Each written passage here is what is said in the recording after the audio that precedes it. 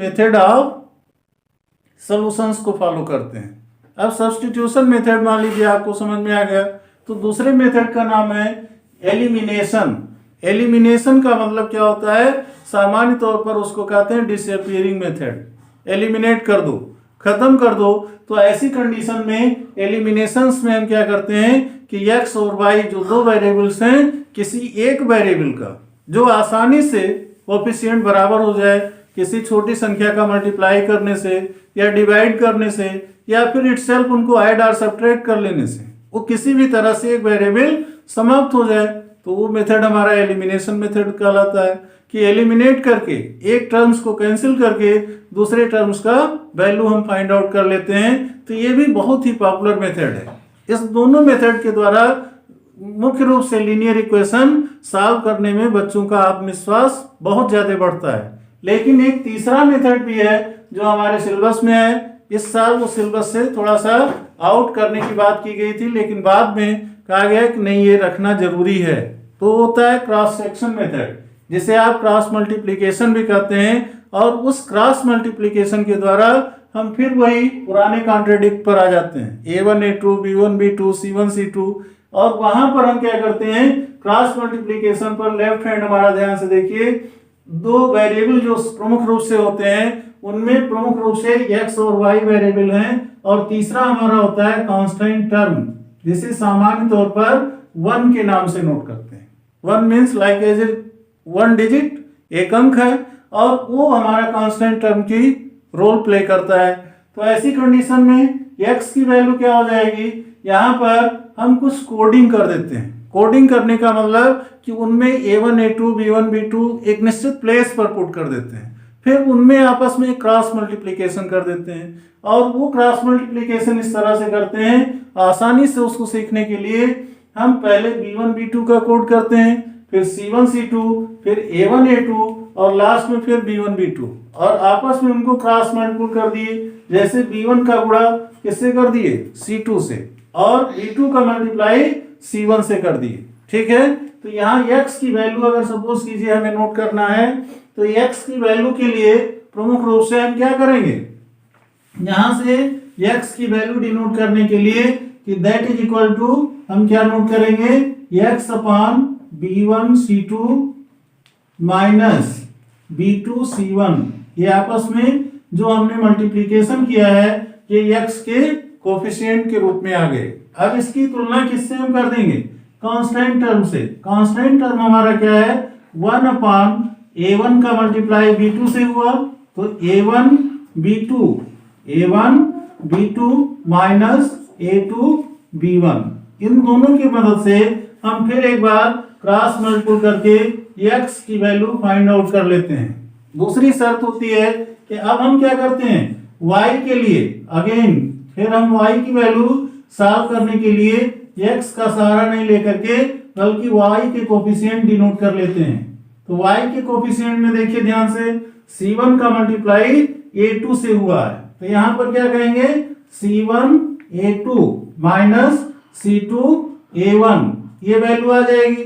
फिर इसको constant term से टैली करा देंगे कि 1 upon a1 b2 minus a2 b1, ये वैल्यूज हो जाएंगी, और इनको आपस में क्रॉस मल्टीपल करके y की वैल्यू निकाल देंगे। इस तरह से x और y दोनों की वैल्यू सॉल्व कर लिए।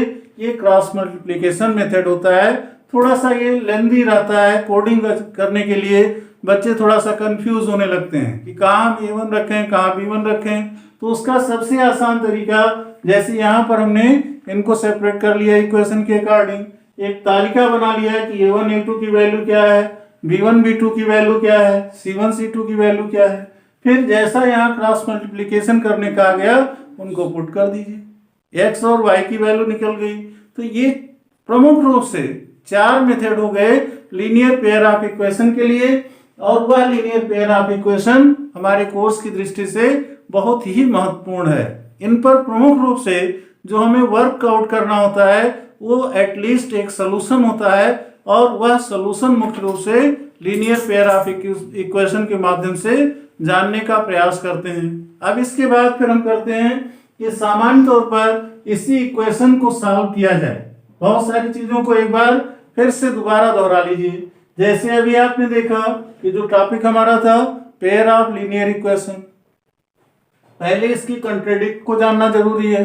उससे पहले फंडामेंटल इक्वेशन आप जान ही रहे हैं कि पहला इक्वेशन लेंगे तो a1x plus a2y, a1x plus b1y plus c1 is equal to 0।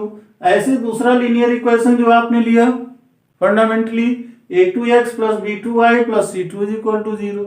अब इनके कॉन्ट्रेडिक्ट पर आ गए, a1 a2 b1 b2 इनकी तुलना किससे करते हैं, किसी भी इक्वेशन से। हमने एक एग्जांपल दैट सजेस्ट किया है, आप किसी भी इक्वेशंस को ले सकते हैं। अब वहां से कोफिशिएंट a1 b1 c1 और a2 b2 c2 दोनों इक्वेशन का एक टेबल बना लीजिए जैसा हमने नीचे यहाँ बनाया है। अब इसके बाद फिर क्या करते हैं कि a1 upon a2 not equal to b1 upon b2 है, तो पहली शर्त लागू होगी, यूनिक सोल्यूशन देगा और कंसिस्टेंट सिस्टम को फॉलो करेगा। सेम कंडीशन में a1 upon a2 equal to b1 upon b2 that is equal to c1 upon c2, तो इनफाइनाइट सोल्यूशन होगा, अनगिनत सोल्यूशन जिसकी कोई लिमिट ही नहीं है, और ये भी कंसिस्टेंट सिस्टम को फॉलो करेगा। इसी के साथ तीसरी कंडीशन होती है कि a1 upon a2 is equal to b1 upon b2 not equal to c1 upon c2, ये नो सोल्यूशन का संकेत करता है और ये इनकंसिस्टेंट होता है, ये सिस्टम को 100% फॉलो नहीं करता। तो ऐसी कंडीशंस में तीनों कॉन्ट्रेडिक्ट आपके दिमाग में गूंजना चाहिए और ये मालूम होना चाहिए कि इसी तरह से हम इक्वेशन की पहली शर्त को पूरी कर लें। अब अगर पहली शर्त पूरी हो गई, हमें मालूम हो गया कि इसका सोल्यूशन यूनिक होगा या इनफाइनाइट होगा, तो इनफाइनाइट होगा तो हम ग्राफिकल को फॉलो करेंगे, ग्राफ के द्वारा रिप्रेजेंट करेंगे। यूनिक होगा तो ग्राफिकली तो कर सकते हैं, अच्छा प्रेजेंटेशन आएगा, लेकिन वो टाइम टेकिंग है, इस नाते हम उसको क्या फॉलो करते हैं, सब्स्टिट्यूशन, एलिमिनेशन या फिर क्रॉस मल्टीप्लिकेशन, जो हमारे एल्जेब्रिक सॉल्यूशंस होते हैं। तो ये सबसे आम चीज रहा जो सारांशता अभी हम लोगों ने एक बार रिवीजन कर लिया। अब इस रिवीजन के बाद इस इक्वेशंस को लेकर के हम सॉल्व करने की कोशिश करते हैं। तो यहाँ पर आप देखिए प्रमुख रूप से क्या हमें करना है। अब उनको करने के लिए आपका इक्वेशंस है x plus y is equal to 2 कर दीजिए, पहला इक्वेशन आपका हो गया। इसी तरह से 2x minus y that is equal to 1, ये दूसरा इक्वेशन है। आप अभी पहले कॉन्ट्रेडिक्ट को भी एग्जामिन करने में देख लिए कि a1 upon a2 not equal to b1 upon b2, इसका यूनिक सोल्यूशन होगा।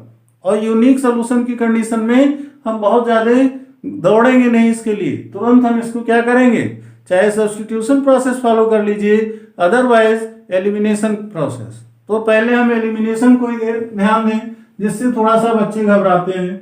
एलिमिनेशन में होता क्या है कि सामान्य तौर पर x और y के कोफिशिएंट टैली कीजिए, देखिए कि वो कैसे कैंसिल हो सकता है। कोई एक वेरिएबल को हमें एलिमिनेट करना है और एक वेरिएबल हमारा एलिमिनेट हो जाएगा तो दूसरा वैल्यू ऑटोमेटिक फाइंड हो जाएगा। यहाँ हम देख रहे हैं x प्लस वाई में प्लस वाई है और ये 2x माइनस वाई है, एक माइनस वाई है, तो प्लस वाई को अगर माइनस वाई से जोड़ दिया जाए तो क्या हो जाएगा, कैंसिल हो जाएगा। तो हम यहाँ क्या करते हैं, इन इक्वेशंस के साथ ऐड कर देते हैं। ऐड कर देने का मतलब कि इनको जोड़ दिए और जोड़ देने के बाद प्लस वाई माइनस वाई से ऑटोमेटिकली कैंसिल हो गया। हमारे पास बचा क्या, x, इसका कोई कोफिशिएंट नहीं है तो 1, तो 1x plus 2x that is 3x, और 3x की वैल्यू क्या होगी, 2 प्लस 1 4, तो यहाँ x की वैल्यू क्या आ जाएगी, x is equal to 4 upon 3, ये हमारी वैल्यूज आ जाएगी यहाँ x का, जो हमने एलिमिनेशन मेथड से सॉल्व कर दिया। अब इस x की वैल्यू को चाहे इक्वेशन फर्स्ट में रख दीजिए या इक्वेशन सेकंड में रख दीजिए, किसी एक में रख दीजिए, एज ए विश, जो आपकी इच्छा करे। मान लो कि हम इक्वेशन फर्स्ट से इसको टैली कराए हैं, इक्वेशन सेकंड में रखते हैं, तो हम यहाँ क्या करेंगे, द वैल्यू ऑफ x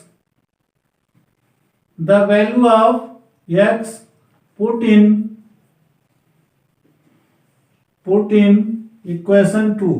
मान लीजिए कि इसको इक्वेशन 2 में हमने पुट कर दिया, वी गेट, तो अब इसके बाद क्या हमें मिलेगा, 2x का रहा है तो x की जगह क्या कर देंगे 4/3 कर देंगे, minus y is equal to 1।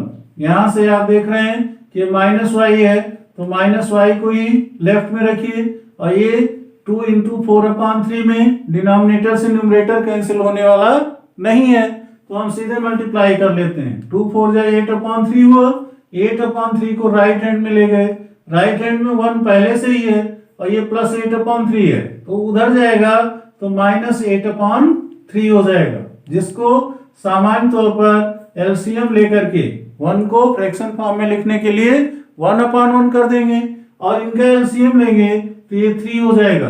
अब 1 3 जा 3, तो 3 1 जा 3, माइनस 3 से जब भाग देंगे दूसरे डिनोमिनेटर से एलसीएम को, तो 3 1 जा 3 हो जाएगा, और 1 8 जा 8, तो ये -8 आ जाएगा। तो 3 - 8 को सब्ट्रैक्ट करेंगे तो वैल्यू क्या आ जाएगी -5/3। अब -5/3 में दिख रहा है कि ये माइनस वाई की वैल्यू है, तो माइनस वाई की वैल्यू होने के कारण इसका y का माइनस 5/3 के माइनस से कैंसिल हो गया, तो y की वैल्यू क्या आ गई y इज इक्वल टू 5/3 आ गया।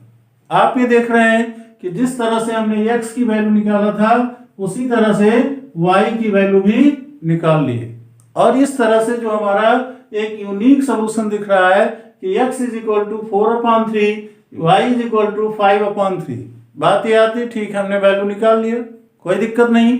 अब क्या ये सोल्यूशन हमारा सही है? अगर ये सोल्यूशन सही है तो वेरीफाई करने के लिए क्या करते हैं, इसकी वैल्यू सेकेंड इक्वेशन से निकाले हो y की, तो इसको x और y की वैल्यू फर्स्ट इक्वेशन में रख दीजिए। फर्स्ट इक्वेशन में x की जगह 4/3 रखेंगे और y की जगह 5/3 रखेंगे, तो 5 और 4 मिलकर के क्या आ जाएगा 5 और 4 9, और 9/3। इसका मतलब कि आप इसको क्या करेंगे कि यहां से 4 + 5 9/3 हुआ, और 3 से अगर डिवाइड करते हैं तो 3 से डिवाइड करते हैं तो 3 3 जा 9 हो जाएगा। तो आपको तो राइट हैंड क्या चाहिए 2 चाहिए, लेकिन यहां पर क्या दे रहा है 3 दे रहा है, इसका मतलब कि कहीं मिस्टेक्स हुई है। अब वो मिस्टेक्स पता लगाना जरूरी है कि कैसे पता लगे कि कहाँ मिस्टेक्स हुई है हमारी। यहां पर हम ऐड कर रहे हैं, ऐड करते समय x + 2x 3x हुआ, और ये 2 + 1 हमारा क्या था 3 होना चाहिए था, हमसे गलती से क्या हो गया 4 हो गया। अब देखिए थोड़ी सी गलती के कारण आपको प्रमुख रूप से इतने सारी चीजों में चेंज करने की जरूरत पड़ गई। तो 3x इज इक्वल टू जब 3 आ गया तो ऐसी कंडीशंस में x की वैल्यू क्या आ जाएगी, x इज इक्वल टू 3 1 जा 3 हो गया। अब देखिए कितनी आसान चीज आ गई, x की वैल्यू 1 आ गई। अब x की वैल्यू अगर 1 हो जाती है तो हमारे लिए और भी सिस्टमेटिक अप्रोच हल्के होते जा रहे हैं। इनको यहां से हटा दीजिए, सीधे आपने इक्वेशन 2 में रखा है x की वैल्यू, और x की वैल्यू एक्चुअली वहां से मिस्टेक्स हुई थी 4/3 आ रहा था, वो तो वेरिफिकेशन में पता लग गया कि हमने मिस्टेक्स कर दिया, तो यहां पर x की वैल्यू 1 रख दी, तो 2 1 जा 2 minus y that is equal to 1। अब यहां से minus y is equal to क्या हो जाएगा, यहाँ 1 राइट हैंड में पहले है, 2 1 जा 2 उधर ले जाएंगे तो -2 होगा। इनको सॉल्व करेंगे तो 1 - 2 मीन्स -1, माइनस से माइनस कैंसिल कर दो, तो y की वैल्यू क्या आ जाएगी y इज इक्वल टू 1 आ गया। अब देखिए ऑटोमेटिक किसी भी इक्वेशन में x और y की वैल्यू पुट कर लीजिए। मान लीजिए पहले इक्वेशन में हम पुट करते हैं तो x + y की वैल्यू क्या है 2 है, तो x + y की वैल्यू 2 होने का मतलब कि x की जगह 1 रख दीजिए और y की जगह 1 रख दीजिए, तो 1 + 1 दैट इज इक्वल टू 2 हो गया। आपका पहला इक्वेशन संतोषजनक है। दूसरे इक्वेशंस के लिए आप यहाँ 2x है, 2x मतलब 2 × 1 - y, और y की वैल्यू क्या है 1 है, तो 2 1 जा 2 -1 ये 1 आ गया। पहला और दूसरा दोनों इक्वेशन आपका संतुष्ट हो गया। इसका मतलब कि जो हमने सोल्यूशन निकाला है वो सोल्यूशन हमारा सही है। बात समझ में आया? तो इतना ही वर्क हमें आज की डेट में करना है। नेक्स्ट मेथड जो ग्राफिकल प्रेजेंटेशन है वो ग्राफिकल प्रेजेंटेशन नेक्स्ट डे बताएंगे, नहीं तो फिर इसमें सब चीजें ओवरलैप कर जाएंगे, और उसके नेक्स्ट वीडियोज में जो हमारा पार्ट 3 आएगा उसमें हम क्रॉस मल्टीप्लिकेशन बताएंगे। तो आज आपने देखा यूनिक सोल्यूशन में पहला आपका एलिमिनेशन मेथड आया, एलिमिनेशन के बाद फिर एलिमिनेशन और सब्स्टिट्यूशन कॉमन प्रोसेस में रहेंगे। अगली बार में पार्ट 2 में हम ग्राफिकल रिप्रेजेंट करेंगे और पार्ट 3 में फिर हम प्रमुख रूप से क्या लेंगे, क्रॉस मल्टीप्लिकेशन लेंगे। और इस तरह से लीनियर इक्वेशन जो अभी तक टिपिकल लग रहा था, कठिन लग रहा था, वो हमारा आसान हो जाएगा। इसी के साथ थैंक यू।